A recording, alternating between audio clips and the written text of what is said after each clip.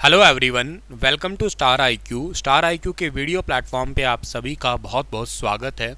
आज 30 नवंबर 2022 के Haryana current affair इस वीडियो में हम जानने वाले हैं। आज है महीने का आखिरी दिन, तो आइए स्टार्ट करते हैं हम लोग हमारे 30 नवंबर 2022 के करंट अफेयर पढ़ना। अगर आपने अभी तक स्टार आईक्यू चैनल को सब्सक्राइब नहीं किया है तो कर लीजिएगा, अपने दोस्तों को भी शेयर कर दीजिएगा इस पर्टिकुलर यूट्यूब चैनल को। भोपाल गैस त्रासदी के लिए उत्तरदायी प्रमुख प्रदूषक कौन सा था? तो इस सवाल का सही आंसर था मिथाइल आइसोसाइनेट। ए ऑप्शन सही है आप लोगों का इसका।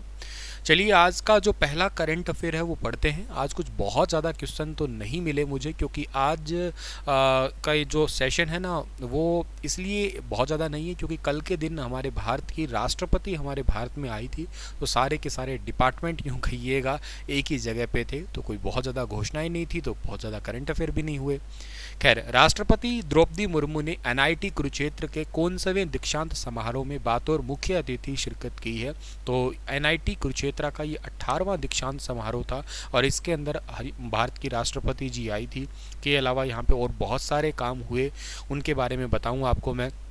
तो सबसे इम्पॉर्टेंट बात, द्रौपदी मुर्मू जी ने जो है ना कुरुक्षेत्र के अंदर गीता महोत्सव का उद्घाटन किया है। तो एक तो वेरी इंपॉर्टेंट है, इंटरनेशनल गीता महोत्सव का उद्घाटन इनोग्रेशन किया है द्रौपदी मुर्मू ने। जितने भी डिपार्टमेंट है हरियाणा के, उनके छोटे छोटे ऐसे कनॉपीज लगी थी, उन सभी का निरीक्षण किया था।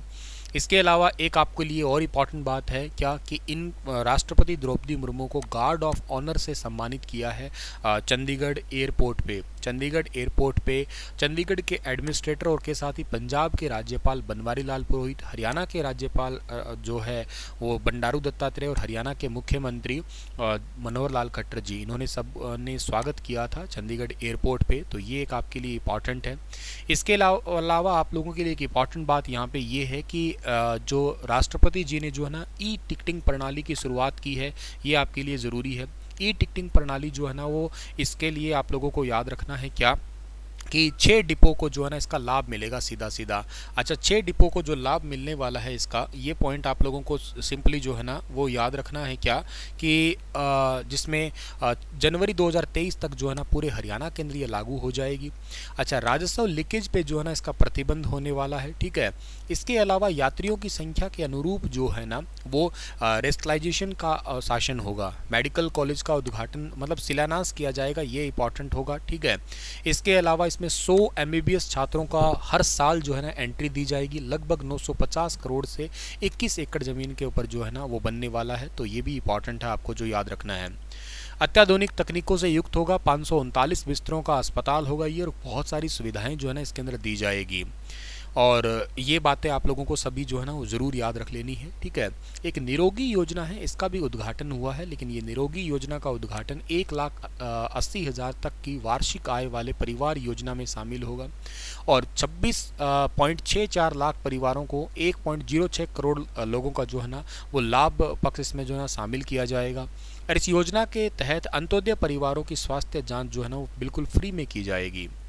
यही है वो क्वेश्चन कि इस निरोगी योजना का शुभारंभ किया है, पर वो किसने किया है? तो ये किया है हरियाणा विधानसभा के अध्यक्ष ज्ञानचंद गुप्ता जी ने किया है निरोगी योजना। और कहाँ से किया है? पंचकुला से। ऑप्शन नंबर सी इस सवाल का ठीक है।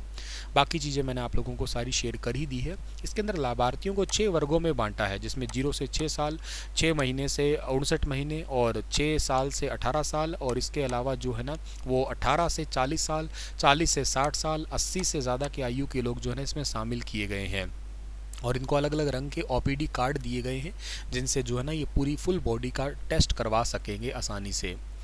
आइए आप लोगों को मैं बीते हुए दिनों के कुछ करंट अफेयर के क्वेश्चन है वो रिवाइज करवाता हूँ, ठीक है। किस जिले में रत्नावली राज्य स्तरीय सांस्कृतिक समारोह का आयोजन किया गया? तो इस सवाल का सही आंसर था कुरुक्षेत्र। ऑप्शन नंबर सी ठीक था। हरियाणा के किस जिले में 8 राज्य और केंद्र शासित प्रदेशों की 48वीं रीजनल वर्कशॉप आयोजित की गई थी? तो इसका सही आंसर पंचकुला था।